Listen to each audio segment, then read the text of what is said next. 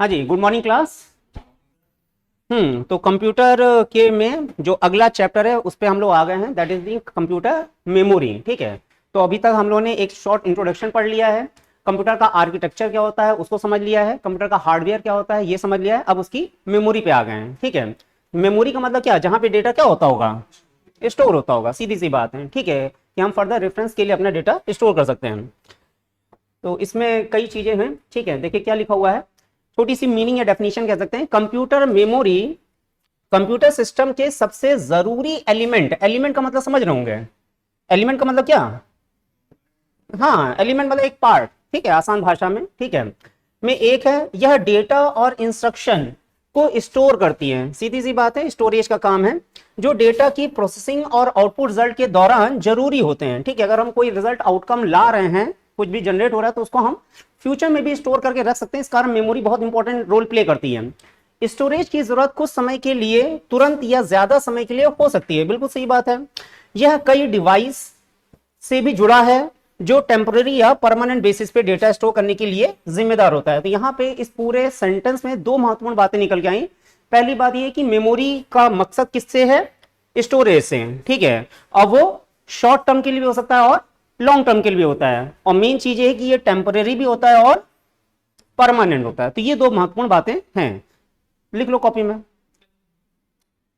Computer memory heading डाल लो। ठीक है, चैप्टर 4 हम लोग आ गए हैं। चैप्टर 4 डालना चाहो डालो, ना डालना चाहो ना डालो। Computer memory. ठीक है, और क्या चीज है, प्राइमरी फंक्शन इज स्टोरेज। ठीक है, कम शब्दों में लिख लो, समझ में आ जाएगा। प्राइमरी फंक्शन यानी कि मुख्य मकसद क्या है, स्टोरेज। स्टोरेज का मतलब क्या, हाँ संग्रहित करना है। वैसे भी जीवन में हम लोग बहुत कुछ इकट्ठा करते रहते हैं। ठीक है, कुछ काम का होता भी है, कुछ काम का नहीं भी होता है। ठीक है, तो स्टोरेज यानी कि संग्रहित करना डेटा या जो भी आपका आउटपुट जनरेट हो रहा है। क्या कह रहे हैं, कंप्यूटर मेमोरी हेडिंग डाल ली। ठीक है, प्राइमरी फंक्शन स्टोरेज।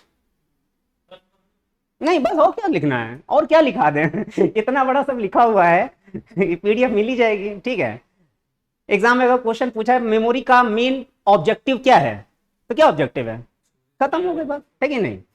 दूसरी चीज लिख लीजिएगा, इट मे बी टेम्पररी और परमानेंट। ये महत्वपूर्ण बात है। ठीक है, ये भी पता होना चाहिए। इट मे बी टेम्पररी और परमानेंट। ठीक है, यानी टेम्पररी मेमोरी यानी कि छोटे समय के लिए भी डेटा स्टोर होता है और लॉन्ग टर्म के लिए भी। ठीक है, कई ऐसे ऐसे डेटा है कि अगर आज के समय में हम बात करें तो इतिहास, गूगल क्या है, जाहिर बात है डेटा स्टोर करके ही तो रखे हुए, तभी तो हम लोग कोई भी सर्च कर रहे हैं। ठीक है, एआई इस तरह से ही काम कर रहा है कि बहुत ज्यादा डेटाबेस कहीं ना कहीं स्टोरेज किया हुआ है ना। जो डेटा सेंटर होते हैं, डेटा सेंटर नाम सुना होगा आपने उन्हें। ठीक है, तो उस पे पूरा इंफ्रास्ट्रक्चर पे आईटी कंपनियां इन्वेस्ट करें ताकि हर चीज क्या है, डेटा पे बेस्ड है। ठीक है, तो कहीं ना कहीं वो डेटा कैसा है, परमानेंट बेसिस पे कहीं ना कहीं स्टोरेज किया हुआ है। ठीक है, और टेम्पररी यानी जो हम टेम्पररी बेसिस से कहीं ना कहीं जो कंप्यूटर में हम लोग काम करते रहते हैं। ठीक है, अब इसके बाद जो चीज है, कम मेमोरी हायरार्की। तो मेमोरी हायरार्की से पहले एक चीज समझ लो। ठीक है, एक चार्ट हम यहां पे बनाने जा रहे हैं, साथ साथ ही बना लेना। ठीक है, साथ साथ में बढ़िया चार्ट है। ठीक है, एक चार्ट में हम बहुत कुछ बता देंगे आपको। चार्ट के सबसे ऊपर लिखिएगा क्लासिफिकेशन ऑफ मेमोरी। चार्ट थोड़ा बड़ा है तो कोशिश कीजिएगा एक नया पेज ले लीजिएगा। ठीक है, क्लासिफिकेशन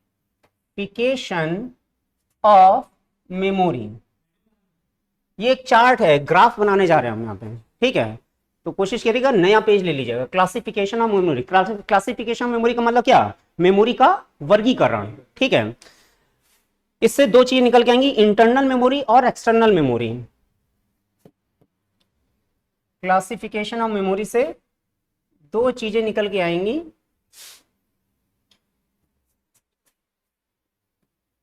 इंटरनल मेमोरी,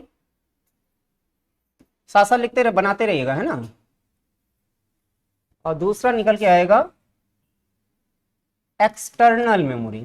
ये कलर विजिबल होगा, दिख रहा है ना। हाँ, इंटरनल का मतलब क्या, आंतरिक। ठीक है, जो कंप्यूटर के अंदर होती है। एक्सटर्नल का मतलब क्या, जो बाहरी है। ठीक है, उसके बाद इंटरनल के अंदर प्राइमरी मेमोरी,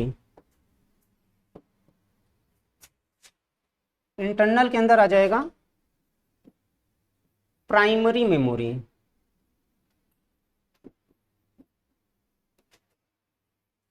और एक्सटर्नल के अंदर आ जाएगा secondary memory.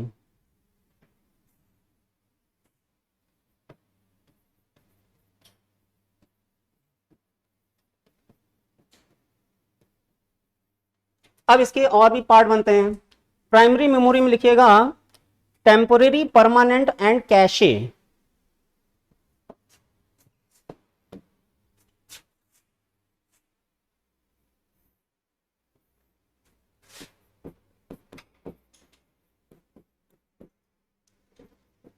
Temporary, permanent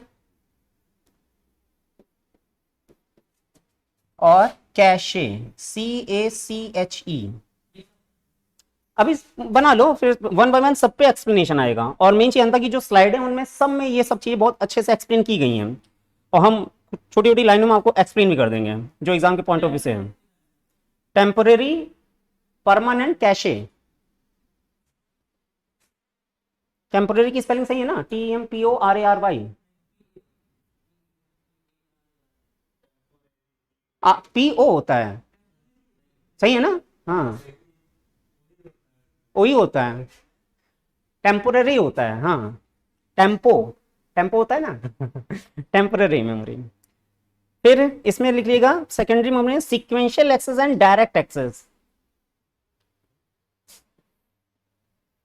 external memory में थोड़ा सा ये डायग्राम बढ़ेगा, है ना। सीक्वेंशियल, SEQUENTIAL, सीक्वेंशियल एक्सेस और डायरेक्ट एक्सेस।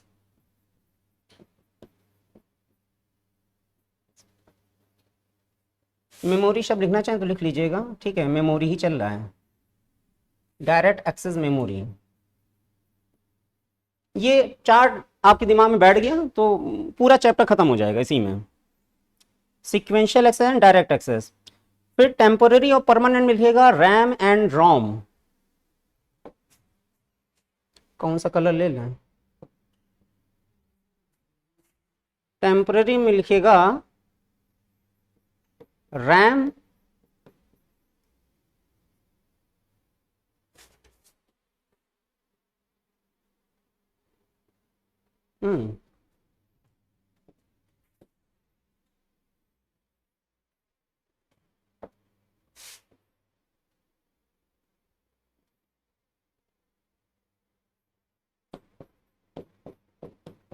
ठीक। और रैम में S RAM, D RAM. White ले लेता हूँ। एस रैम और डी रैम। ध्यान दीजिएगा, ये टेम्पररी में रैम लिखा और रैम के फिर दो पार्ट हैं, एस रैम, डी रैम, ठीक है। उसके बाद परमानेंट में आ जाएंगे रोम में। परमानेंट में आ गए, येलो ले लेते हैं या यही ले लेते हैं। परमानेंट में रोम, ठीक। और रोम में लिख लीजिएगा P RAM, E P RAM, P ROM, हाँ इस तरह से लिख लीजिएगा। रोम में तीन कैटेगरी, 1, 2 और 3। पहला है पी रोम, इन सबके फुल फॉर्म पूछे जाते हैं। फिर आता है ई पी रोम, फिर आता है डबल ई पी रोम। नाम सुने आप लोगों ने? हाँ, अगर प्रोग्राम कंप्यूटर में थोड़ी सी जानकारी है तो ये सब नाम सुने होंगे। P ROM, E P ROM, E P ROM, ठीक है। ये डॉट ऐसे ही लग गया है, मतलब इस सबके फुल फॉर्म ही है ना। ये प्राइमरी मेमोरी का इधर का पार्ट खत्म हो गया। अब sequential access and direct access में हम लोग आ रहे हैं। तो सीक्वेंशियल एक्सेस में लिखिएगा magnetic tape. Sequential access memory में लिखिएगा मैग्नेटिक टेप। आपने उस तरह की चीजें देखी हैं जो डेक वगैरह आती थी और सीडी सीडी कैसेट वगैरह आती थी। अब तो बनना ही बंद हो गई, ऑटोमेटिक टेक्नोलॉजी हो गई है। ठीक है, मैग्नेटिक टेप। अब डायरेक्ट एक्शन आएगा मैग्नेटिक डिस्क। या बोर्ड छोटा पड़ गया।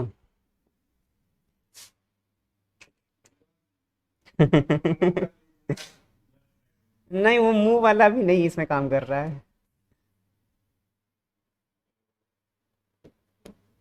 डायरेक्ट एक्सेस में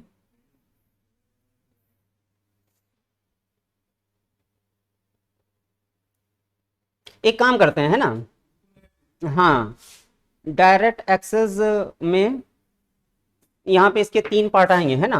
1, 2 और 3। इसको हम नए पेज में कर ले रहे हैं। इतना बना लिया है ना।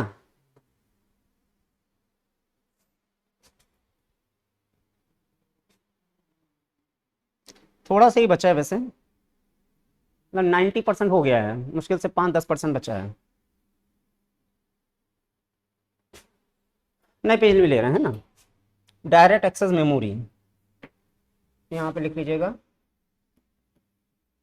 Direct access memory. और डायरेक्ट एक्सेस मेमोरी को 3 पार्ट में डिवाइड किया गया है। मैग्नेटिक डिस्क,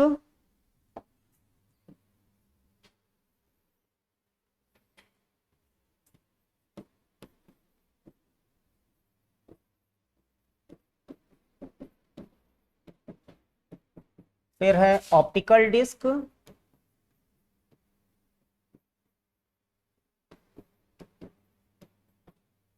और फिर है फ्लैश मेमोरी।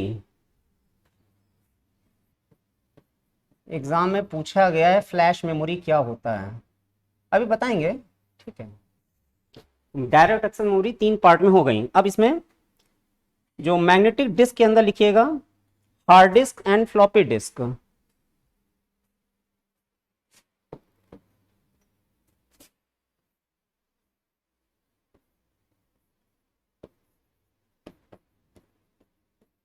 हार्ड डिस्क और फ्लॉपी डिस्क। फ्लॉपी का जमाना भी खत्म हो गया है, ठीक है, लेकिन नाम पता होना चाहिए, एग्जाम में पूछ लिया जाता है। ठीक है, ऐसा नहीं कि जो बीते जमाने की बातें हो गई वो पूछी नहीं जाती हैं, पता होनी चाहिए। ठीक है, कि हाँ इतिहास हमारा क्या रहा है कंप्यूटर का। हार्ड डिस्क और फ्लॉपी डिस्क। ऑप्टिकल डिस्क में लिखिएगा CD DVD BD।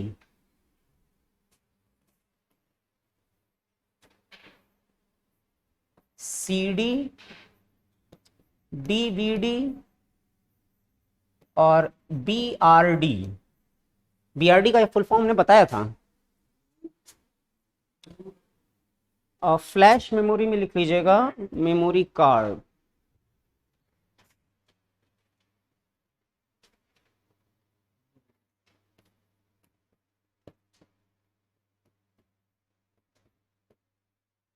Memory card है या USB ड्राइव्स वगैरह आ जाती हैं।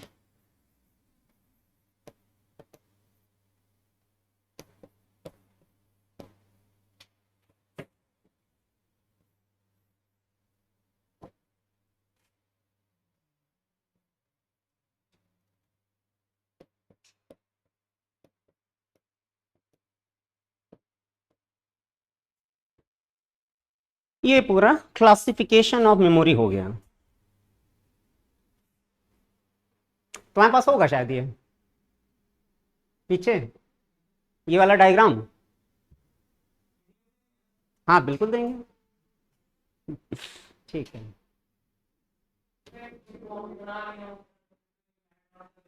हाँ हाँ ठीक है। हो गया पूरा, बन गया सबका। ठीक है, तो चलो समझ लेते हैं क्या है क्लासिफिकेशन। तो मेमोरी क्या होता है वो हमने समझ लिया। ठीक है, जाहिर बात है स्टोरेज कैपेसिटी है और शॉर्ट टर्म और परमानेंट के लिए रहता है, तो वो चीजें यहाँ भी आपको दिखाई देंगी।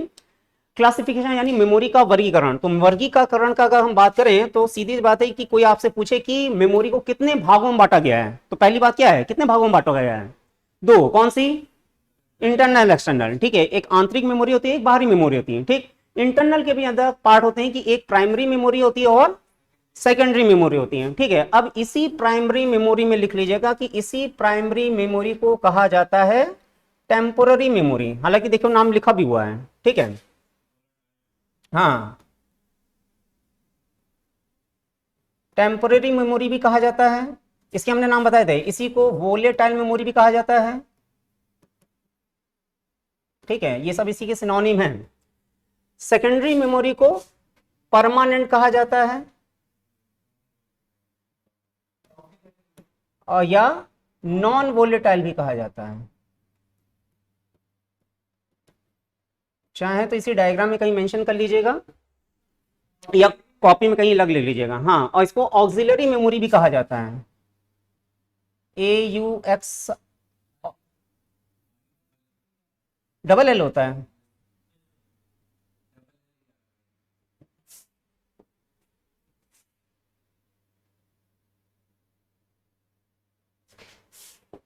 ऑक्सिलरी,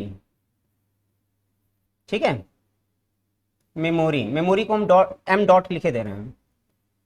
तो एग्जाम में हर तरह से क्वेश्चन पूछा जाता है कि टेम्पोररी मेमोरी क्या, तो टेम्पोररी मेमोरी कौन सी है, ठीक है। तो जाहिर बात है कि आपको दिखाई दे रहा होगा कि इसी टेम्पोररी या प्राइमरी मेमोरी के अंदर नाम लिखा है कौन सा, रैम लिखा हुआ है, ठीक है। तो आपको एग्जाम में क्वेश्चन मिलेगा कि टेम्पोररी मेमोरी के का सही एग्जाम्पल क्या है, तो उसमें रैम होगा और मान लीजिए मैग्नेटिक डिस्क आ गया, ऑप्टिकल डिस्क आ गया, पेन ड्राइव आ गया। तो आपको पता है कि रैम आपकी टेम्पोररी मेमोरी के अंतर्गत आता है, ठीक है।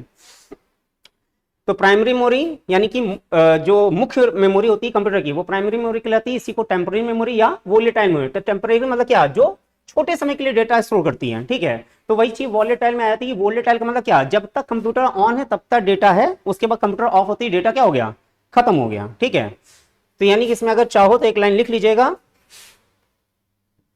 वोलेटाइल मेमोरी, इसको हमने बताया भी है शायद, लिख लीजिएगा।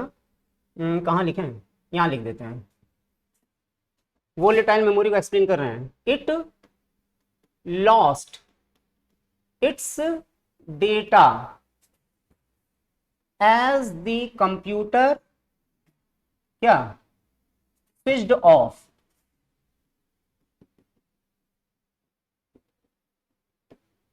ठीक है। It lost its data as the computer switched off, यानी कि जैसे ही कंप्यूटर बंद होता है, टेम्पोररी मेमोरी या वोलेटाइल मेमोरी अपना डेटा क्या करती है, खो देती है, ठीक है। एग्जाम में क्वेश्चन इसी लाइन से पूछा जाएगा कि बताइए कौन सी ऐसी मेमोरी जो अपना डेटा खो देती है, तो आंसर क्या होगा, वोलेटाइल मेमोरी या टेम्पोररी मेमोरी या रैम। आपके एग्जाम में मतलब ऑप्शन मिल सकता है, ठीक है, कोई भी ऑप्शन मिल सकता है। यही काम कैशे मेमोरी है, कैशे मेमोरी अपना डेटा खो देती है, ठीक है। It lost its data as the computer switched of.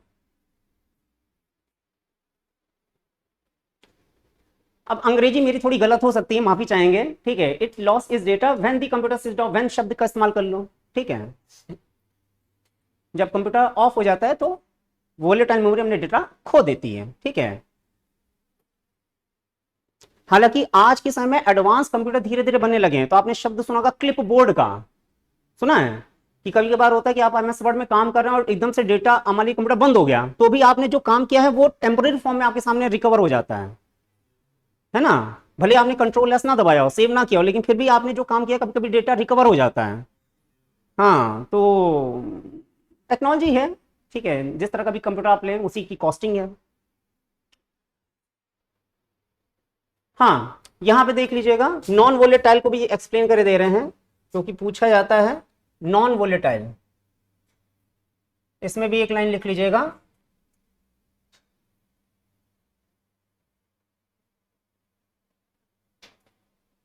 It retains is data.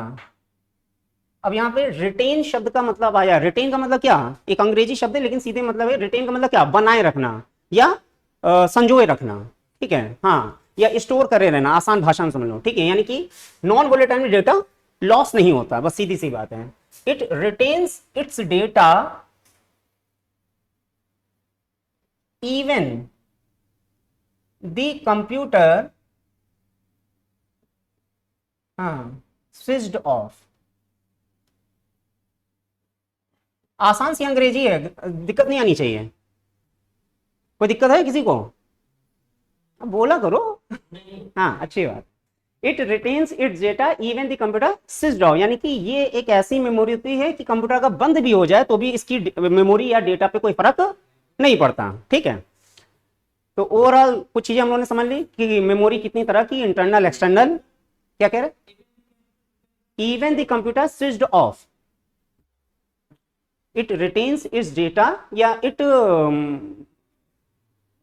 Store it's data. ठीक है, even the computer is switched off. ठीक है, यानी कि इसमें डेटा लॉस नहीं होता है। ठीक है, इसमें डेटा लॉस हो जाता है, इसमें डेटा बना रहता है। ठीक है, अब प्राइमरी मेमोरी को 3 सेक्शन में डिवाइड किया गया है कि टेम्पोरेरी मेमोरी भी होती है, परमानेंट मेमोरी भी होती है और कैशे मेमोरी भी होती है। ठीक है, अब ध्यान दीजिएगा कि परमानेंट शब्द यहां भी आया है, परमानेंट तो ये है ही, है कि नहीं? सेकेंडरी मेमोरी कैसी है? परमानेंट मेमोरी है। ठीक है, देखो यहां पे परमानेंट शब्द लिखा हुआ है। ठीक है, तो यहां पे कंफ्यूज मत होना। होता क्या है कि जिस समय एसी बना होगा, जिस समय एसी बना होगा तो स्मार्ट एसी भी आने लगे हैं, स्मार्ट टीवी भी आने लगे हैं। तो ये स्मार्ट शब्द का मतलब क्या है कि इसका मतलब है कि सीधी बात है कि इसके अंदर कुछ ऐसी सॉफ्टवेयर प्रोग्रामिंग कर दी गई है कि कम यानी हॉल के टेम्परेचर हिसाब से ये अपना टेम्परेचर खुद फिक्स कर लेता है। इस तरह के ऐसे आने लगे हैं। तो इसका मतलब क्या है? इसके अंदर कोई ना कोई सॉफ्टवेयर काम कर रहा है। बात समझ आ रही है? इसी तरह कंप्यूटर भी जब हार्डवेयर फॉर्म में बनाया जाता है तो उसके अंदर भी कुछ ना कुछ ऐसी चीजें प्रोग्रामिंग रूम में इनबिल्ड कर देते हैं कि वो चीजें अपने आप काम करें। ठीक है, तो इसी कारण प्राइमरी मेमोरी के अंदर भी परमानेंट मेमोरी होती है। वो परमानेंट मेमोरी किस फॉर्म में होती है? रोम के फॉर्म में। ठीक है, कि जिस समय जैसे कंप्यूटर ऑन होता है या ऑफ होता है, जैसे आप अपने मोबाइल का पावर ऑन बटन जैसे ही प्रेस करते हैं तो इंटरनल मेमोरी ऑन हो जाती है। तो जाए बात उसके अंदर प्रोग्रामिंग उसकी कर दी गई है। ठीक है, तो वही चीज है कि रोम एक परमानेंट मेमोरी की तरह काम करता है किसमें? कंप्यूटर सिस्टम में। ठीक है, कैशे आपकी प्राइमरी मेमोरी है। ठीक है, अब टेम्पोररी मेमोरी में रैम का एग्जांपल आता है कि S RAM D RAM. Full form लिख लीजिएगा एस रैम का।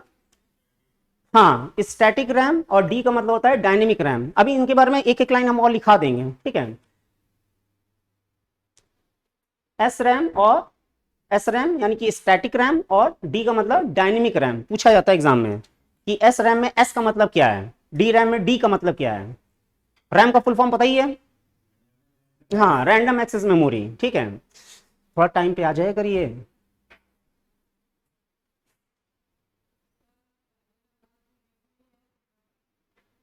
क्या कह रही है?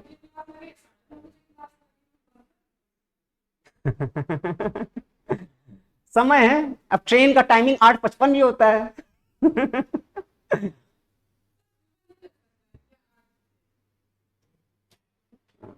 8 बजे बिल्कुल लग सकता है, लगती लगती भी है क्लासेस, लेकिन अब कुछ लोगों के लिए बहुत जल्दी हो जाएगा, ये भी बात है।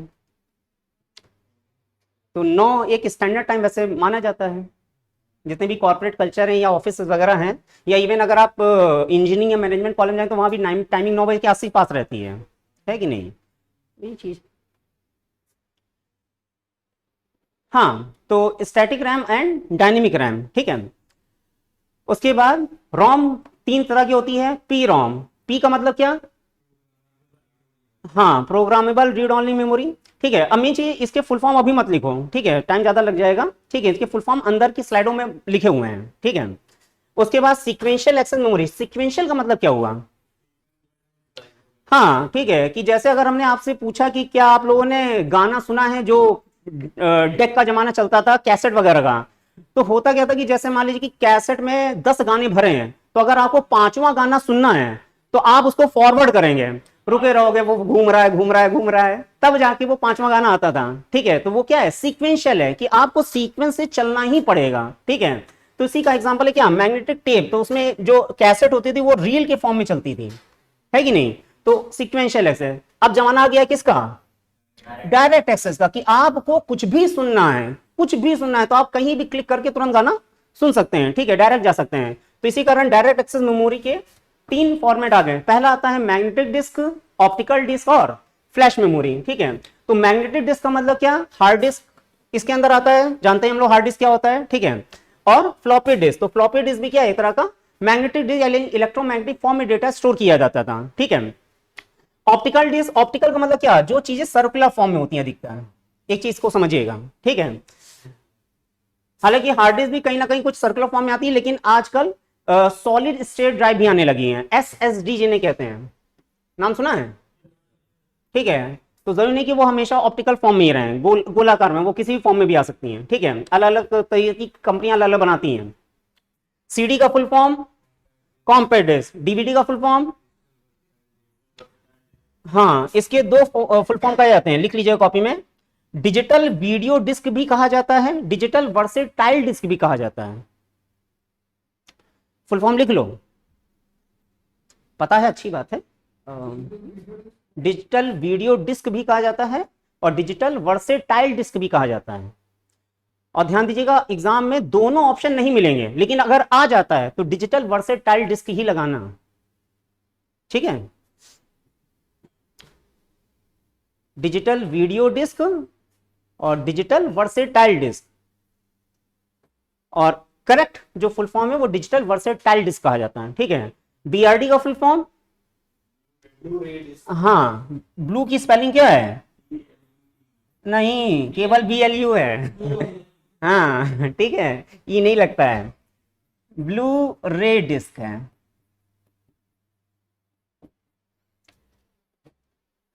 अब एक चीज यहां पे ये समझिएगा, कई जगह पे आप देखेंगे तो डिस्क की स्पेलिंग DISK भी रहती है, और कई जगह पे आपको DISC भी दिख जाएगा, होता है अलग अलग, लेकिन नॉर्मल से बैठे डिस्क की बात करें तो के लगता है, ठीक ठीक है।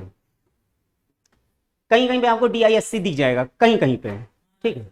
हाँ तो कोई बात उस पर, मैंने ऐसे कोई बहुत गहन बहस का विषय नहीं है वो, ठीक है। फ्लैश मेमोरी, फ्लैश का मतलब क्या, हाँ सीधी बात है कि हमारे फोन में फ्लैश कैमरा होता है ना, या टॉर्च लाइट होती है, तो क्या करता है, फ्लैश करता है रात के अंधेरे में की जो उसमें, ठीक है। तो वही चीज है कि फ्लैश का मतलब एकदम से जला और बुझ गया, ठीक है। तो वही चीज है कि जैसे फ्लैश मेमोरी के एग्जांपल आप देख सकते हैं, मेमोरी कार्ड, आपके जो फोन है इसमें मेमोरी कार्ड पड़ा होता है, कैमरे में भी मेमोरी कार्ड आने लगा है, यानी कि कोई भी ऐसी डिवाइस जो एक्सटर्नल है जिसमें हम कुछ डेटा स्टोर करना चाहते हैं उसमें मेमोरी कार्ड आने लगे हैं। और मेमोरी कार्ड आपके स्टार्टिंग में 1 GB 2 GB से स्टार्ट होता है, आज 64 GB और 128 GB तक जा रहे हैं, ठीक है। तो बहुत ज्यादा है, तो मेमोरी कार्ड को अपने कंप्यूटर में जैसे ही इंसर्ट करते हैं तो वही नोटिफिकेशन एरिया आता है, उसमें आपका फ्लैश मेमोरी फॉर्म में वो रिफ्लेक्ट करता है, ठीक है। इसी तरह आपके जो USB ड्राइव या पेन ड्राइव भी आपका क्या है, एक फ्लैश मेमोरी का है, कि आपने जैसे ही कोई पेन ड्राइव लगाया, जैसे मान लीजिए यहाँ पे पोर्ट लगे हुए पीछे, तो हम कोई भी डिवाइस लगाएंगे तो कहीं ना कहीं एक फ्लैश मेमोरी फॉर्म में आपके सामने सिस्टम में चलता है, ठीक है। और ध्यान दीजिएगा फ्लैश मेमोरी भी आपकी शब्द लिख लीजिएगा इसमें, कौन सा कलर ले लें, ये ले लेते हैं, प्लग एंड प्ले टेक्नोलॉजी पे रन करता है। और इसका मतलब आप लोगों को पता है क्या मतलब है, हाँ कि आपने जैसे ही कोई डिवाइस इंसर्ट करी कहीं पे, देखिए यहाँ पे भी पोर्ट दे रखे हैं, तो अगर हम इसमें कुछ भी लगाएंगे, देखिए इसमें लैन कार्ड लगा हुआ है, ठीक है। तो जैसे ही आप इसमें कुछ लगाते हैं, ठीक है, तो तुरंत यहाँ पे मैसेज डिस्प्ले हो जाता है, ठीक है, कि device is installed and ready to play, ठीक है, रेडी टू यूज, हाँ बिल्कुल, ठीक है। हालांकि प्ले शब्द का इस्तेमाल होता है उसमें, ठीक है। प्ले का मतलब क्या, यूज करने के लिए रेडी हो गया, ठीक है। तो ये जाहिर बात है कि जो फ्लैश मेमोरी आपकी प्लग एंड प्ले पे ही रन करती है। तो ये पूरा क्लासिफिकेशन ऑफ मेमोरी का हमने आपको एक्सप्लेन कर दिया, समझ में आ गया, ठीक। तो ओवरऑल मोटा मोटा चैप्टर आपके सामने से गुजर गया है, ठीक है। अब एक इंपॉर्टेंट चीज है मेमोरी हायरार्की, हालांकि ये चीज भी हम आपको बता चुके हैं, डायग्राम बना लीजिए कॉपी में। हाँ अभी तक हमने केवल इतना बताया कि मेमोरी, मैंने कंप्यूटर मेमोरी का नया चैप्टर शुरू हुआ है, और मेमोरी होता क्या है, जाहिर बात है डेटा स्टोर करना, और क्लासिफिकेशन मेमोरी का हमने एक डायग्राम बनवाया, ठीक है। तो वो डायग्राम आपको मिल जाएगा, बना लीजिएगा। उसके आगे मेमोरी हायरार्की पे चर्चा हो रही है, तो बहुत ज्यादा छूटा नहीं है आपका, कोशिश करिए कि टाइम पे आ जाए, है कि नहीं, जो टाइम आपको मिलता है उसी टाइम पे अकॉर्डिंग देख लिया करिए।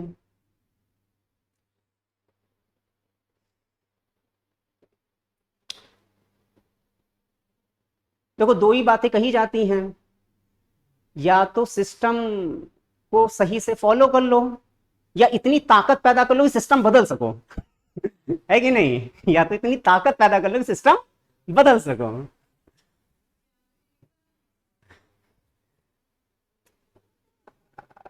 देखो अगर कहा जाए ईमानदारी से तो ये बहाना है कि एकता नहीं है। महात्मा गांधी अकेले लाठी लेके चले थे और उनके जज्बातों में इतना वजन था कि हाँ कारवां बनता गया। आप इनिशिएट तो करिए। यू देखो भगवान श्री कृष्ण कहते हैं आप स्टार्ट करिए। अगर आपको लगता है कि हाँ कोई काम सही है तो आप स्टार्ट करिए, भले ही आपकी मृत्यु हो जाए। ध्यान दीजिएगा, भले ही आपकी मृत्यु हो जाए लेकिन आप उस काम को छोड़िए मत। और लोग इतना साहस नहीं दिखा पाते हैं।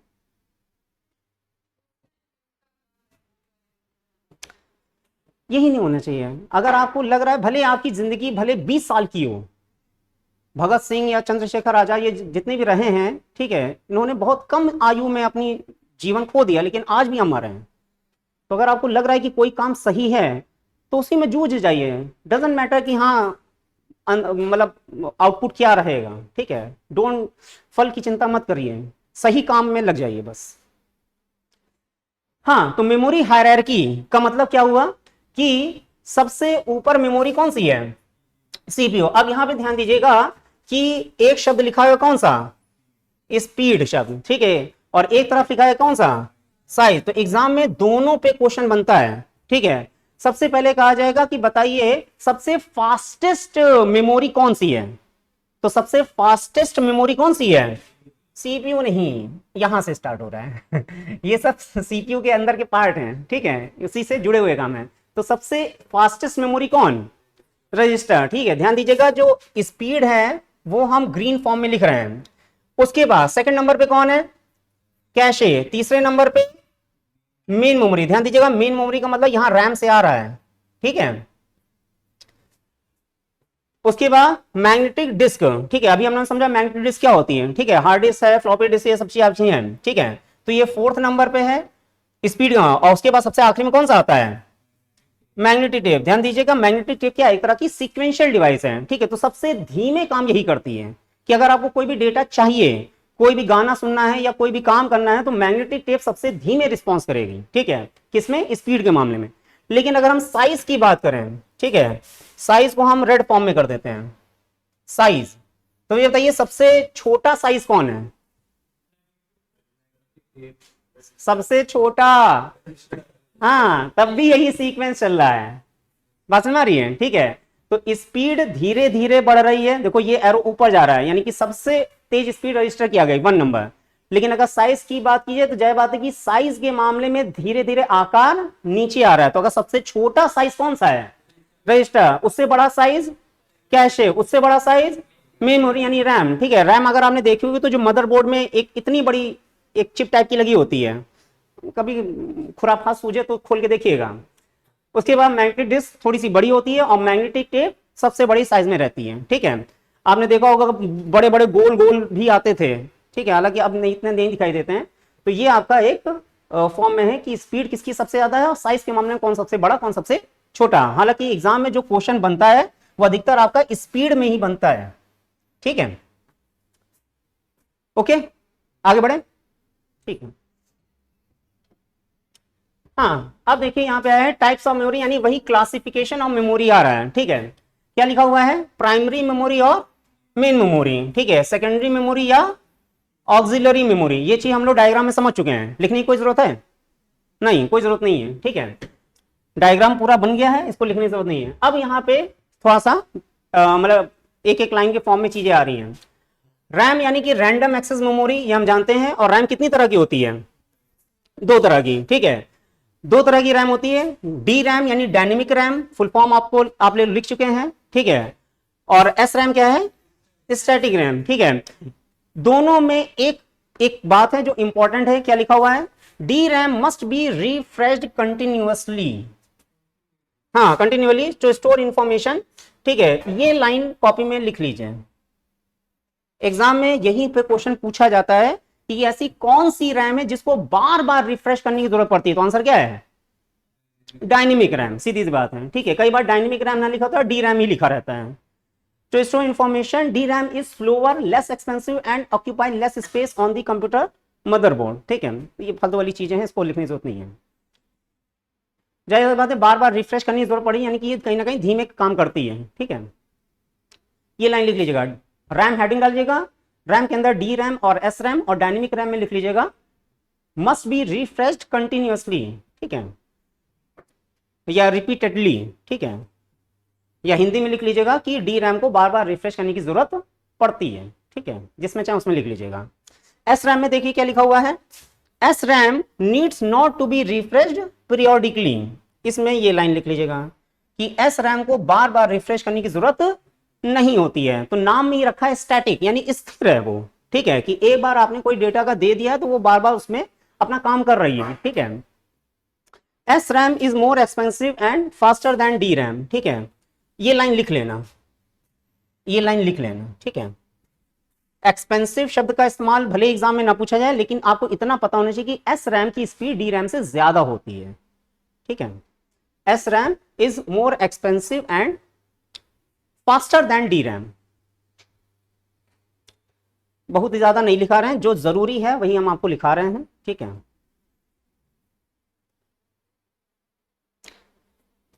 तो यानी कि अगर हम लोगों ने टाइप्स ऑफ मेमोरी पढ़ा तो वही बात है, प्राइमरी मेमोरी और सेकेंडरी मेमोरी, टेम्पोररी या एक्सिलरी मेमोरी। और प्राइमरी मेमोरी में रैम आ गया। रैम कितनी तरह की, दो तरह की, डी रैम और एस रैम। डी रैम बार बार रिफ्रेश करने की जरूरत पड़ती है, ये लाइन लिख ली।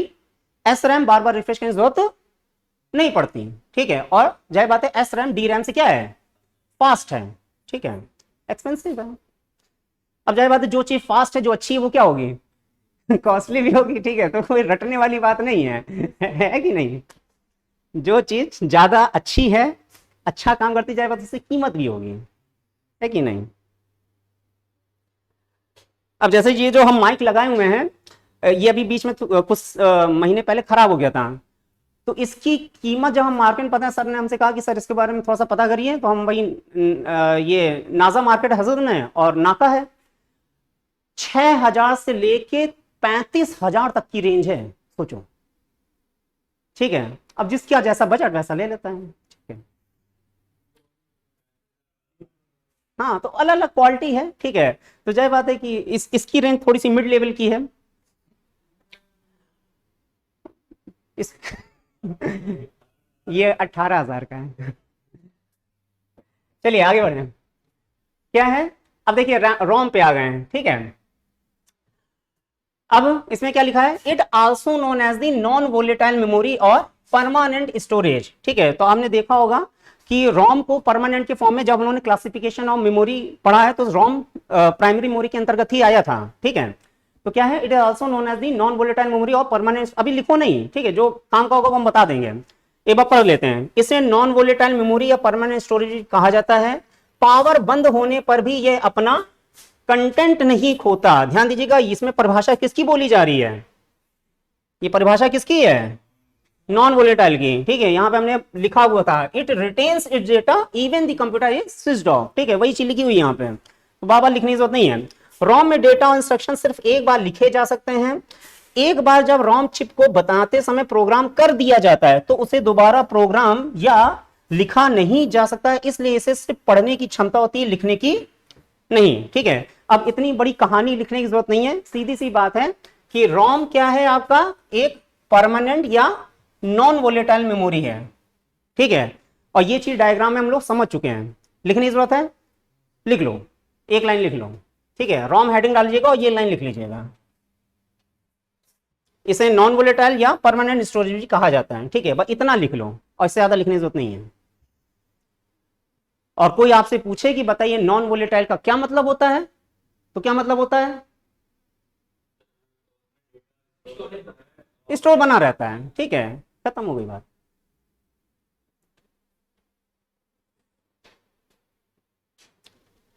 और नाम से समझ में आना चाहिए कि अगर हम शब्द कह रहे हैं परमानेंट स्टोरेज, तो परमानेंट का मतलब क्या, कि अगर आपने एक बार डेटा स्टोर कर दिया तो क्या बार बार स्टोर करने की जरूरत पड़ेगी, कोई जरूरत नहीं है कि नहीं।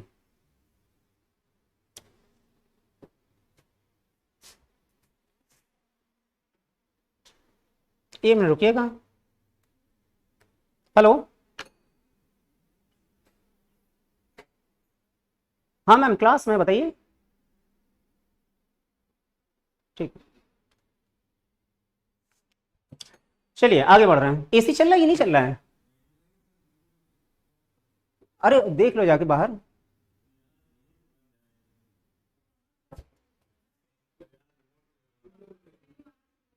देखो रिमोट यहाँ रखा हुआ है, एक बार बाहर जाके एमसीबी पैनल चेक कर लो। ये आगे वाला भी ऑन कर लेना, ये वाला भी। अरे वहां से पैनल ऊपर एमसीबी तो ऊपर उठानी पड़ेगी बाहर से। हाँ ना, ठीक। ये रिमोट से देख लो टेम्परेचर वगैरह। थोड़ा झुक के।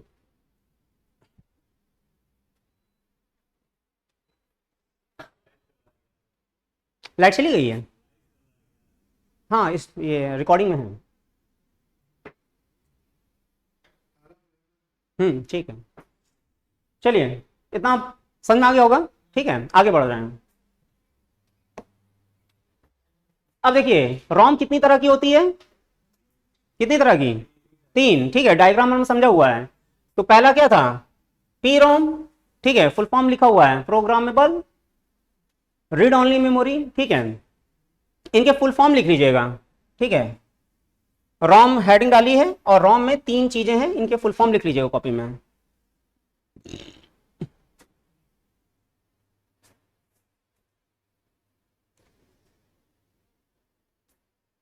एग्जाम में फुल फॉर्म पूछा गया है तो फुल फॉर्म जरूर लिख लीजिए। और फुल फॉर्म अगर समझ में आ गया तो लिखने की जरूरत नहीं पड़ेगी कि मतलब क्या हुआ इसका। ठीक है, तो रोम क्या है? एक आपकी नॉन वोलेटाइल या परमानेंट स्टोरेज मेमोरी है। ठीक है, और रोम जो है 3 तरह की होती है, P ROM, E P ROM और ई पी रोम। ठीक है, ये चीज क्लासिफिकेशन ऑफ मेमोरी के जो डायग्राम था उसमें हम लोगों ने समझ लिया है। ठीक है, अब यहाँ पे इसका फुल फॉर्म है तो लिख लीजिएगा। हाँ बस फुल फॉर्म लिख लो। और फुल फॉर्म लिखा है तो अभी एक्सप्लेन करें तो समझ में आ जाएगा कि पी रोम क्या होता है, ई पी रोम क्या होता है और ई पी रोम क्या होता है। फुल फॉर्म से ही इसका मतलब समझ में आ जाएगा।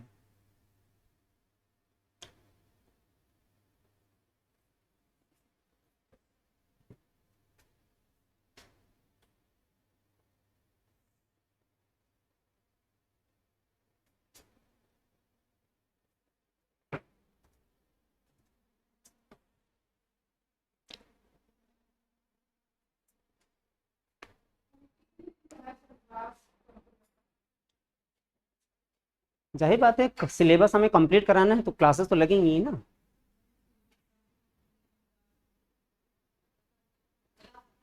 मतलब क्या जानना चाह रही हैं?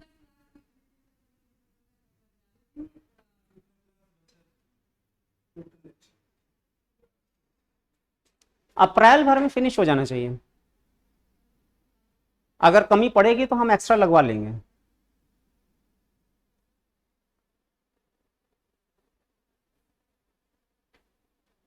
हो गया? थोड़ा जल्दी लिख लिया करिए।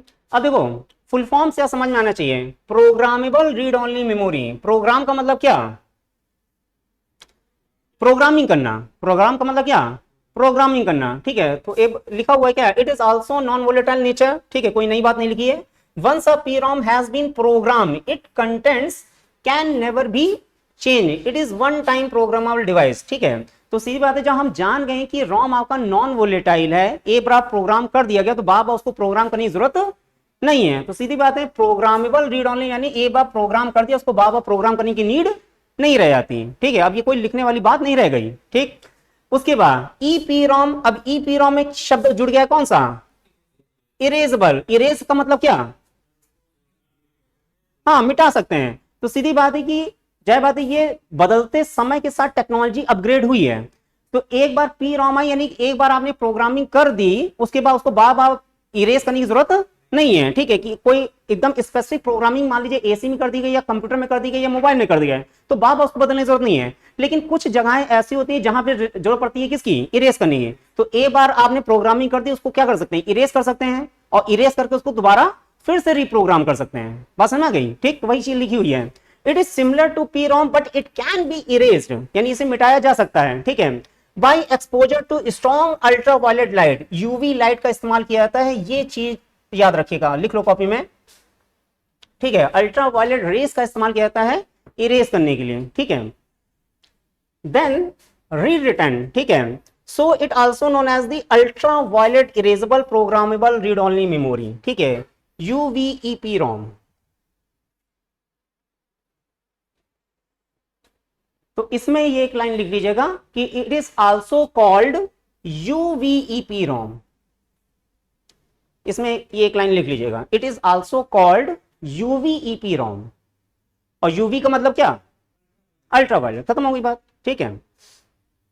तो यानी कि ईपी रोम एक ऐसा रोम की डिवाइस आ गई जिसको इरेज किया जा सकता है, उसको फिर से रीराइट किया जा सकता है, फिर से लिखा जा सकता है, कुछ भी अपनी सुविधा अनुसार।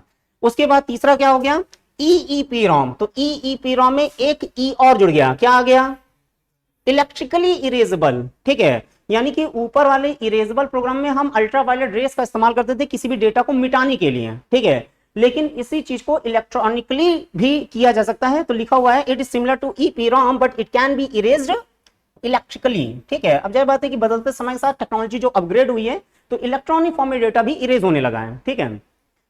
आज के समय में अगर आप ध्यान दें तो कुछ ऐसी डिवाइसेस जहां इस लेवल की टेक्नोलॉजी आ गई कि आप अपने दिमाग की भी प्रोग्रामिंग करा सकते हैं। कुछ साइंटिस्टों ने इस पर एक्सपेरिमेंट किए कि दिमाग में जो खराब मेमोरी है उसको आप इरेज कर सकते हैं, पर्टिकुलर उन न्यूरॉन्स को टारगेट करके उनको डिस्ट्रॉय कर दिया गया। हाँ ठीक है, तो ये सब चीजें देखिए, साइंटिस्ट है, इंजीनियर है, खुराफा चल रहा दिमाग में, ठीक है।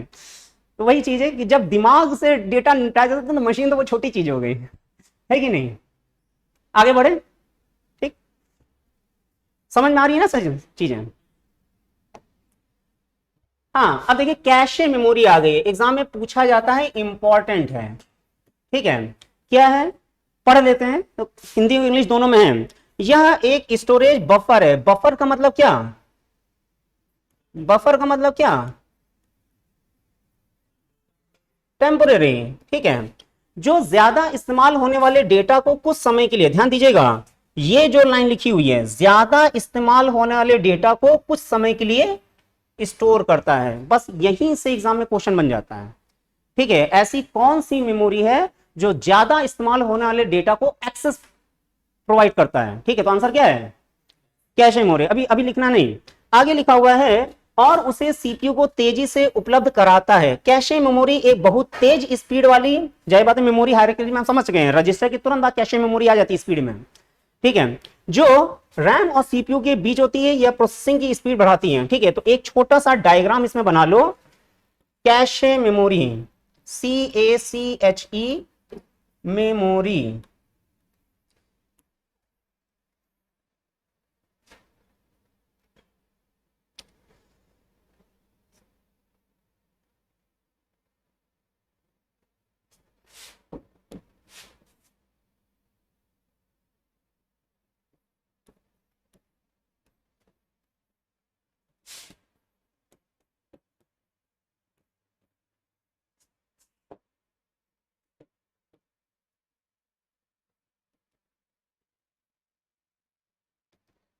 ये डायग्राम बना लो, कैशे मेमोरी, एक सिंपल सा डायग्राम समझ में आ जाएगी। कैशे मेमोरी हेडिंग डाल लीजिएगा, और ये एक छोटा सा जो स्ट्रक्चर डायग्राम हमने आपको रिप्रेजेंट किया है ये बना लो, और क्वेश्चन यहां से उठ जाता है, पूछा जाता है। जो लाइन यहां लिखी हुई है उसी लाइन को हमने डायग्राम के थ्रू रिप्रेजेंट कर दिया है।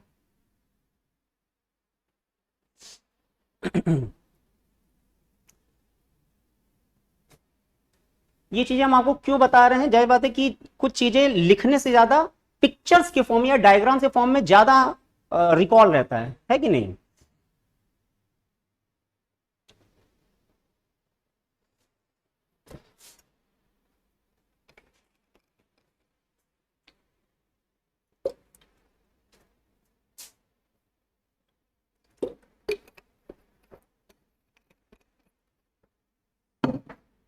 बना लिया होगा, ठीक है।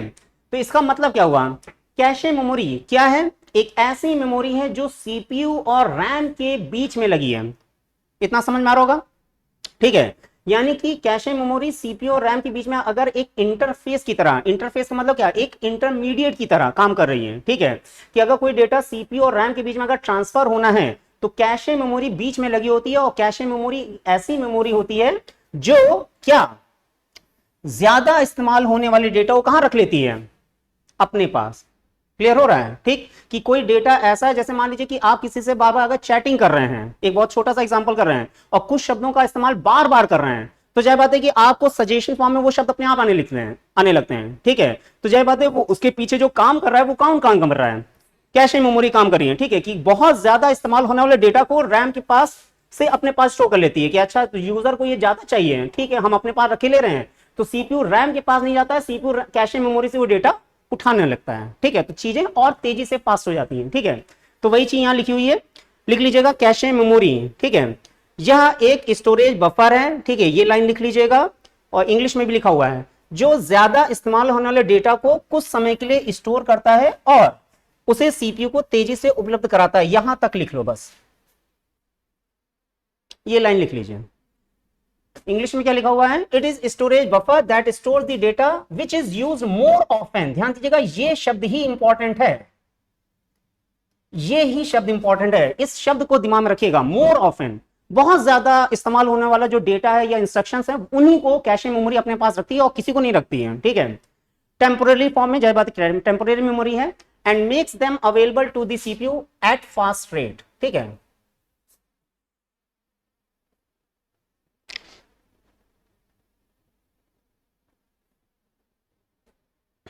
एग्जाम में शब्द क्वेश्चन कैसे पूछा जाता है, नॉर्मली पूछा गया है कि ऐसी कौन सी मेमोरी है जो सीपीयू और रैम के बीच में लगी होती है, तो सीधा आंसर क्या है, कैशे, ठीक। दूसरी बात पूछी जाती है कि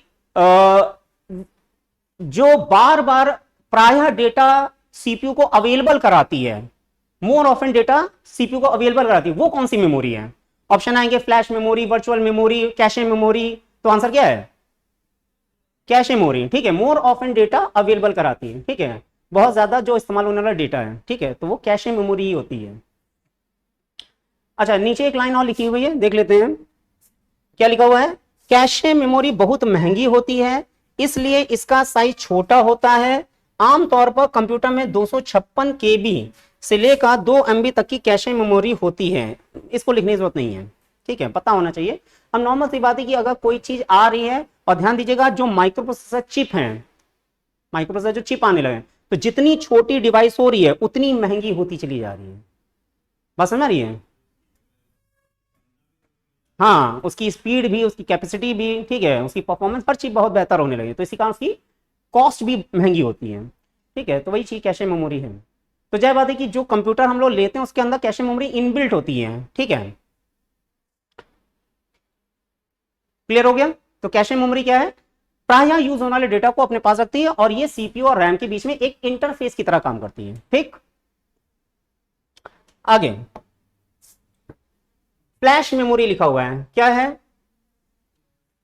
यह एक तरह की semiconductor based non volatile rewritable memory है जिसका इस्तेमाल digital camera, mobile phone, printer वगैरह में होता है, लिख लो इसको, एक लाइन लिख लो, फ्लैश मेमोरी क्या होती है। अब फ्लैश मेमोरी के एग्जांपल उन्होंने बताए हैं, मेमोरी कार्ड है, पेन ड्राइव है, ठीक है, ये सब आपकी फ्लैश मेमोरी है। और मेमोरी कार्ड का मतलब क्या, उसमें डेटा हम रखते भी हैं, उसको हटा भी सकते हैं, उसमें फिर दोबारा डेटा स्टोर कर सकते हैं, कि नहीं कर सकते हैं, ठीक है। पेन ड्राइव में भी डेटा आप रखते हैं, यूज करते हैं, चाहते हैं तो हटा देते हैं, डिलीट कर देते हैं, फिर दोबारा कोई इंपॉर्टेंट डेटा हो फिर रख लिया, तो वही चीज लिखी है। एक तरह की सेमीकंडक्टर बेस्ड, सेमीकंडक्टर क्या है, जाहिर बात है कि एक तरह का सिलिकॉन बेस्ड जो मटेरियल होता है उसी से बनता है।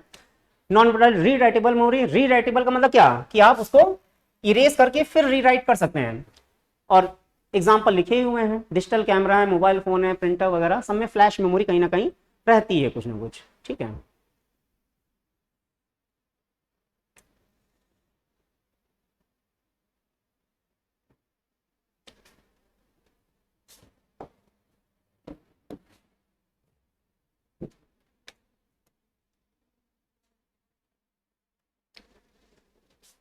It is a kind of semiconductor based non-volatile rewritable memory used in digital camera, mobile phones, printer, ठीक है। और फ्लैश मेमोरी हम लोग जानते हैं कि आपकी सेकेंडरी मेमोरी का एग्जांपल है, ठीक है, नॉन वोलेटाइल लिखा ही हुआ है, और ये आपकी डायरेक्ट एक्सेस मेमोरी है कि नहीं? कैसी मेमोरी है? Direct access memory. एग्जाम में पूछा जाता है कि फ्लैश मेमोरी क्या है, सीक्वेंशियल एक्सेस है कि डायरेक्ट एक्सेस है? हाँ, तो डायग्राम दिमाग में रखिएगा, ठीक है, पूरे डायग्राम से क्वेश्चन बनता है कहीं ना कहीं। ओके, अब वर्चुअल मेमोरी क्या होती है, ये भी इंपॉर्टेंट है, एग्जाम में पूछा गया है, कई बार पूछा गया है। वर्चुअल मेमोरी क्या लिखा हुआ है? वर्चुअल मेमोरी, वर्चुअल का मतलब क्या हुआ? हाँ, जैसे अगर हम कहते हैं फेसबुक की जो दुनिया है, कैसी दुनिया है? आभासी दुनिया है, वास्तविक दुनिया नहीं है, और कई लोग उसको वास्तविक दुनिया से जोड़ दे रहे हैं। और ये चीज जो नए नए फेसबुक, हालांकि अब तो बहुत अवेयरनेस हो गई, लेकिन फेसबुक के द्वारा बहुत क्राइम हो चुके हैं, चाहे छोटे लड़के हों, चाहे गर्ल्स रही हों, इवन कई बुजुर्ग महिलाओं के साथ भी बहुत कुछ गलत हो चुका है, ठीक है, जिन्होंने उसका सही इस्तेमाल या सही जानकारी नहीं रही है, वो सब फ्रॉड के चक्कर में आ गए हैं, ठीक है। तो बहुत कुछ गलत हुआ है दुनिया में। अगर कोई भी नई टेक्नोलॉजी आती है तो कहीं ना कहीं उसके साथ प्रॉस एंड कॉन्स जुड़े रहते हैं, कुछ अच्छाइयां भी हैं और कुछ खराबियां भी हैं, ठीक है। तो यानी कि फेसबुक की दुनिया क्या है? वर्चुअल दुनिया, यानी आभासी दुनिया है। आपको लगता है कि हाँ, सामने वाला व्यक्ति से आप बात कर रहे हैं, लेकिन सामने वाला व्यक्ति पुरुष है कि महिला, खाली आप उसकी फोटो ही तो देख रहे हैं। क्या मैं अपनी प्रोफाइल बना के एक लड़की की फोटो नहीं लगा सकता? है, नहीं लगा सकते? मेरी मर्जी हम लगाएं। एक डेटा निकला था, आपको पता होगा शायद, अगर लोगों ने ध्यान दिया हो, पूरी मतलब कुछ साल की पहले की बात है, मतलब जब हमने देखा था तो पुरानी बात हो गई है।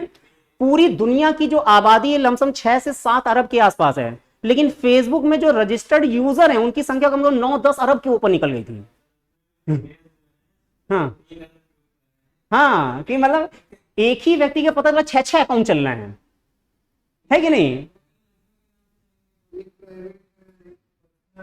हाँ, एक घर वालों के लिए बना रखी है, एक दोस्तों के लिए बना रखी है, एक अपने जो पार्टनर है उसके लिए बना रखा है, चाहे मोबाइल हो चाहे गर्ल्स हो, ठीक है। तो अलग अलग दुनिया है।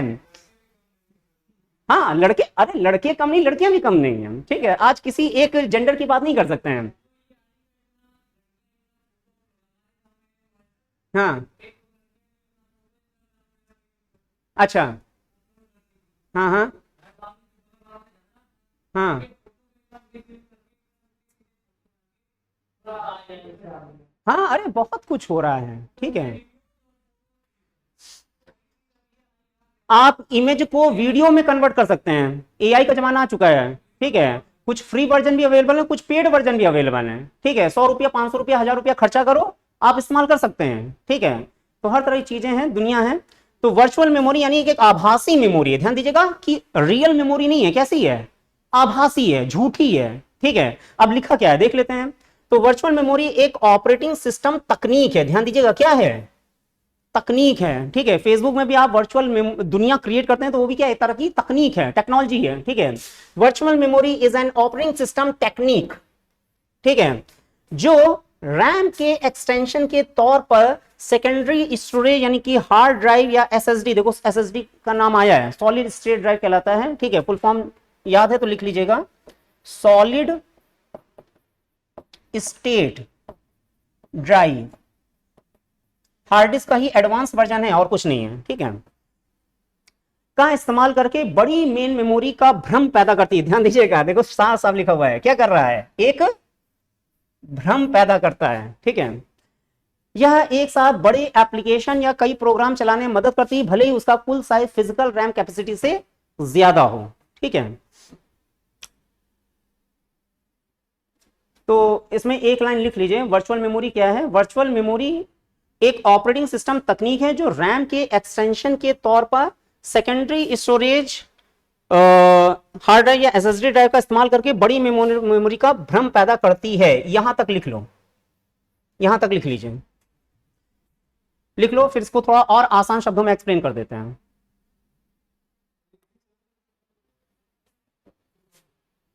देख लो रिमोट से, हाँ, वहां एमसीबी पैनल से भी देख लेना।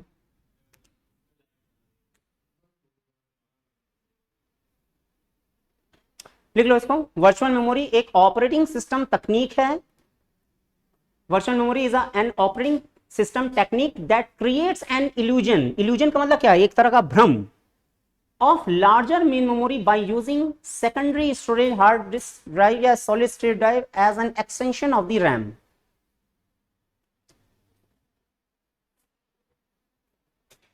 It enables running large applications of multiple programs simultaneously even if their combined size exceeds physical RAM capacity.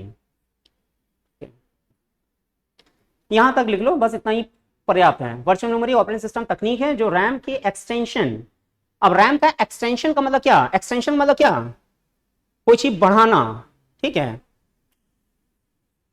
तौर पर सेकेंडरी स्टोरेज का इस्तेमाल करके बड़ी मेन मेमोरी का भ्रम पैदा करती है।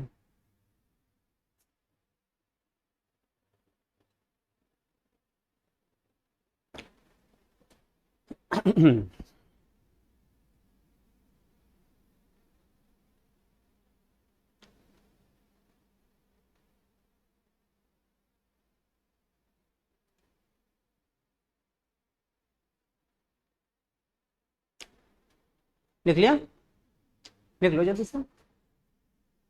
बड़ी मेन मेमोरी का भ्रम पैदा करती है, यहां तक लिखेगा बस, ठीक है, इसके आगे लिखने की जरूरत नहीं है।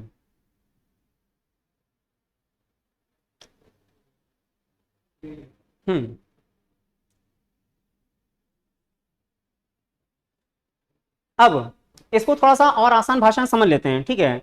अगर आप लोगों ने कभी वीडियो गेम खेला हो, कंप्यूटर सिस्टम में कोई हैवी गेम खेला हो, क्रिकेट के गेम आते हैं, कार रेसिंग के गेम आते हैं, खेले हैं कभी, ठीक है, तो नहीं भी खेला है तो हम कहते रहते हैं कहीं ना कुछ महीने, 2 महीने, 6 महीने में कभी कोई एक्टिविटी कर लिया करो, ठीक है, कोशिश कर लिया करो। पढ़ाई लिखाई तो चलती ही रहेगी, ठीक है, थोड़ी बहुत जीवन साथ साथ जीते रहो। आज का ही मोमेंट है जो हम जी रहे हैं, ठीक है। इंसान सोचता है कि हाँ कुछ समय के बाद नौकरी लग जाएगी तब जिएंगे, ये हो जाएगा तब जिएंगे, नहीं, आज जी लो, थोड़ा बहुत थोड़ा जीते रहो, अपने लिए जीना चाहिए, ठीक है, हैं। देखो बहुत छोटी छोटी चीजें हैं, अगर अब क्वेश्चन पूछा है तो हम समझा देते हैं। देखिए है क्या, 24 आवर्स हैं आपके पास, क्या इन 24 आवर्स में आप अपने लिए 1 घंटा समय नहीं निकाल सकते हैं अपने लिए, जिसे कहते हैं मी टाइम, नहीं निकाल सकते?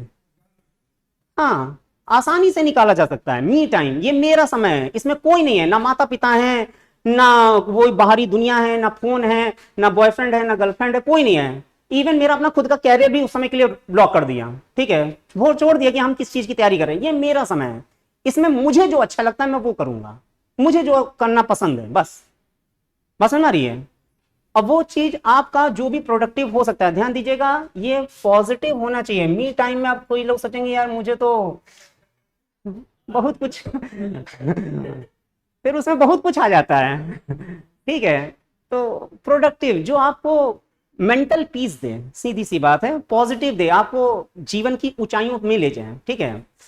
तो एनर्जी एनर्जी आपको ऊपर भी ले जाती है, एनर्जी आपको नीचे भी ले जाती है, तो एनर्जी का रूपांतरण जरूरी है, बस यही चीज है। हाँ, तो अब देखिए है क्या, जैसे अगर हम एग्जांपल दे रहे थे कि अगर आप जैसे कोई गेम खेल रहे हैं तो आपने देखा हो कभी कभी गेम फंसता है, आपने बॉल डाली, क्रिकेट खेल रहे हैं, वो ऐसे से जा रहा है, यानी क्या है कि कहीं ना कहीं कुछ हैवी गेम होते हैं कि जिस समय आप कोई मान लीजिए गेम इंस्टॉल करते हैं सिस्टम में, इवन अगर आप कोई एप्लीकेशन में अपने मोबाइल में भी इंस्टॉल करते हैं तो वो दिखा देता है कि ये इतने साइज का है, ये एंड्रॉइड की इस एप्लीकेशन में रन करे। कई बार आप कुछ इंस्टॉल करते हैं तो दिखा देता है कि द पर्टिकुलर, इवन व्हाट्सएप में मैसेज आता है कि एंड्रॉइड 10 से पुराने वर्जन पे ये एप्लीकेशन नहीं चलेगा। हाँ, रिक्वायरमेंट स्पेसिफिकेशंस होते हैं, ठीक है। एंड्रॉइड 12 का वर्जन अगर है तो ही आपके मोबाइल में ये चीज काम करेगी, ठीक है। कई ऐसे पुराने व्हाट्सएप वर्जन है जो अब पुराने एंड्रॉइड बेस पे आप रन ही नहीं कर सकते, इंस्टॉल ही नहीं होगा, ठीक है। कई तरह के मोबाइल एप्लीकेशन जैसे एक्सिस मोबाइल ऐप है या एसबीआई का योनो है, तो उनके लिए स्टैंडर्ड क्राइटेरिया बने हुए कि इस लेवल का अगर आपका मोबाइल फोन का स्पेसिफिकेशन है तो इंस्टॉल होगा, अन्यथा इंस्टॉल नहीं होगा। तो वो उसके सिक्योरिटी फीचर्स की बात आती है, ठीक है। तो अगर कोई हैवी गेम होते हैं तो वो दिखा देते हैं कि आपके अंदर ऑपरेटिंग सिस्टम इस लेवल का होना चाहिए, 64 बिट का होना चाहिए, बस समझ रहे हो, उसकी कैपेसिटी के अकॉर्डिंग, ठीक है। रैम आपके अंदर कम से कम 4 GB की रैम होनी चाहिए, तो ये कुछ स्पेसिफिकेशंस हैं। हार्ड डिस्क आपकी इतनी होनी चाहिए, अगर वो चीज कहीं ना कहीं कम होती है तो जो प्रोग्राम है या जो आप काम कर रहे हैं वो ठीक से काम नहीं कर पाता। कई मल्टीमीडिया हैवी मतलब सॉफ्टवेयर होते हैं जो कहीं ना कहीं इस तरह की रिक्वायरमेंट रखते हैं, जैसे यहाँ पे लाइव स्ट्रीमिंग चलती है यूट्यूब में, तो उसके लिए हैवी सॉफ्टवेयर है, जिसके कारण इस सिस्टम की जो हार्ड डिस्क है, जो रैम है, बहुत एडवांस लेवल की है, नहीं तो काम कर ही नहीं सकता, ठीक है। स्पेसिफिकली ईथरनेट कैपेबिलिटी टेक्नोलॉजी वाली, मतलब wireless communication system, internet facility लगी हुई है, नहीं तो चीजें रन ही नहीं कर पाएंगी।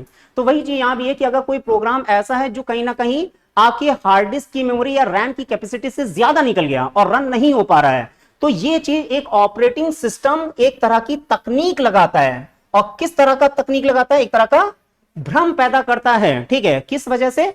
कि वो हार्ड डिस्क से थोड़ा डेटा या थोड़ा स्पेस चोरी कर लेता है। ठीक है, और वो चोरी करके या वो स्पेस दे देता है किसको?